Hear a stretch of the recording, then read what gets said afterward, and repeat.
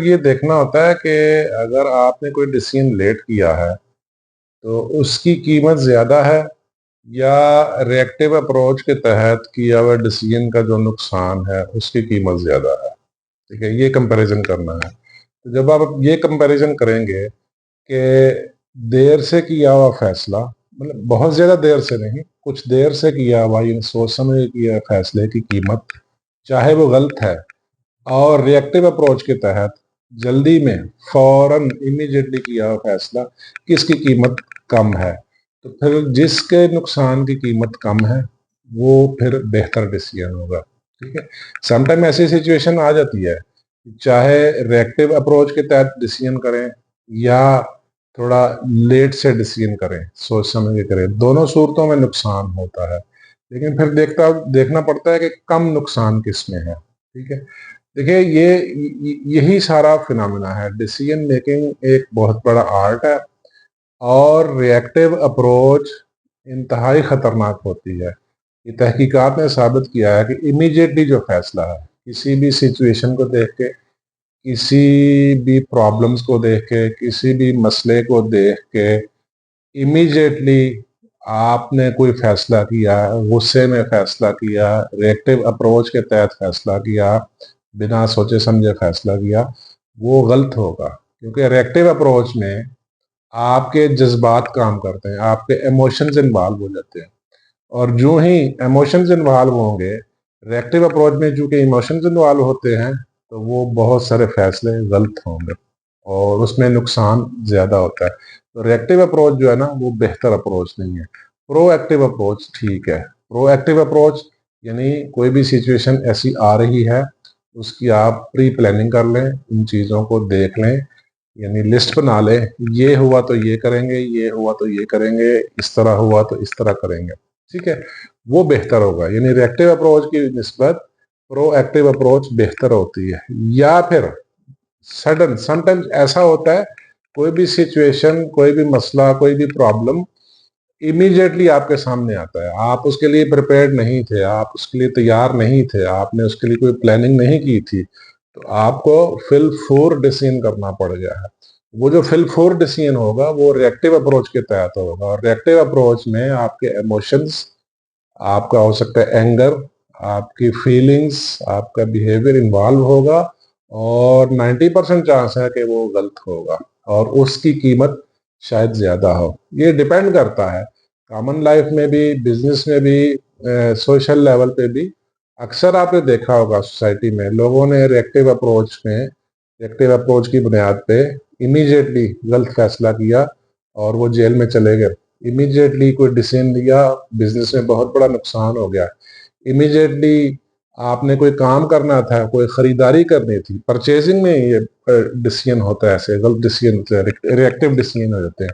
अचानक कोई चीज पसंद आ गई, सडनली कोई चीज पसंद आ गई, आपने खरीद ली, बाद में पता चला इस चीज की जरूरत ही नहीं थी। देखिए, आपने कॉमन लाइफ में ऑब्जर्व भी किया होगा, बाज औकात आपको, बाज किया मैं तो समझता हूँ अक्सर औकात आपको अपने किए हुए फैसले के ऊपर अमल करने से पहले 3-4 बार जरूर सोचें। अपने किए हुए फैसलों को भी रिव्यू की जरूरत होती है, ये बड़ी गौरतलब बात है। अक्सर औकात अपने किए हुए फैसले भी गलत होते हैं। ठीक है, तो इसलिए राइट तरीका क्या है? राइट तरीका है प्रोएक्टिव अप्रोच अपनाते हुए पहले से प्लानिंग करके रखें, लिस्ट डाउन करके रखें, ये सिचुएशन हुई तो ये होगा, ये सिचुएशन हुई तो ये होगा, ये सिचुएशन होती तो ये होगा।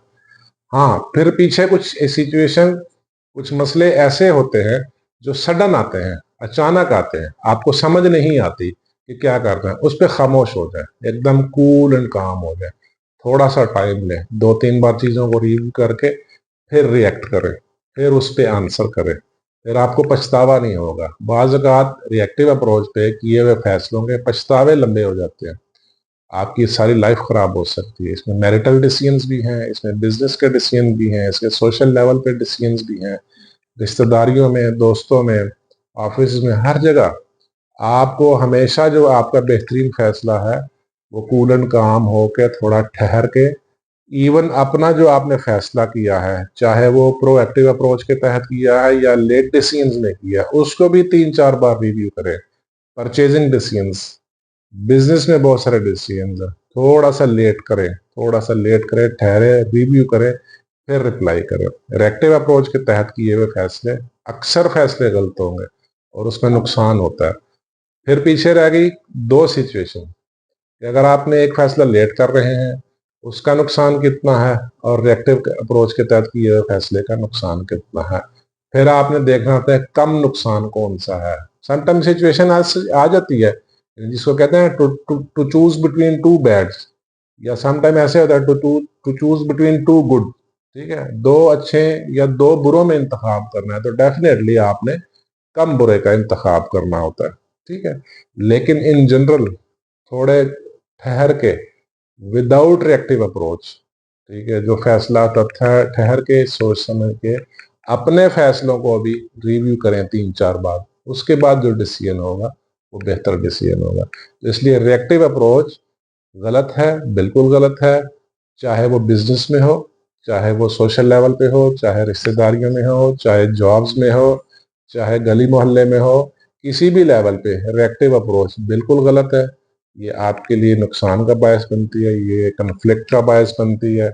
सोशल लेवल पे आपने अक्सर देखा भी होगा, बहुत सारे लोगों ने कुछ गलत डिसीजन किए और फिर वो उनको सारी जिंदगी सजा मिली, वो जेल में चले गए, किसी से झगड़ा हुआ, किसी का कन्फ्लिक्ट हो गया, कन्फ्लिक्ट या झगड़े की सिचुएशन सूरत में इतना रिएक्ट किया और इतना बुरा रिएक्ट किया कि उनकी फिर सारी जिंदगी खराब हो गई। तो रिएक्टिव अप्रोच बिल्कुल बंद कर दें।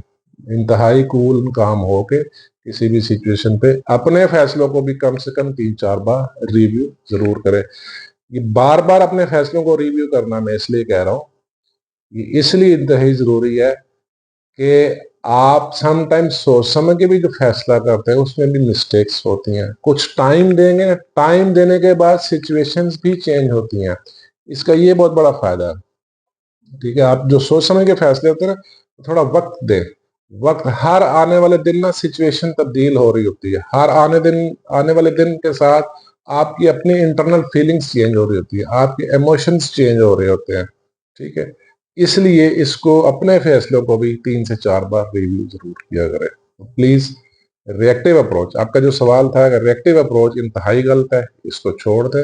प्रोएक्टिव अप्रोच या थोड़े से लेट डिसीजन, यानी कूल एंड काम सिचुएशन में रहते हुए डिसीजन, थोड़ा टाइम लगा के, टाइम लगाने का, टाइम गेन करने का, आपको डिसीजन करते वक्त टाइम गेन करने का फायदा आपको ये होगा कि सिचुएशन चेंज होती है, सिचुएशन से आपकी इंटरनल फीलिंग्स चेंज हो जाती है।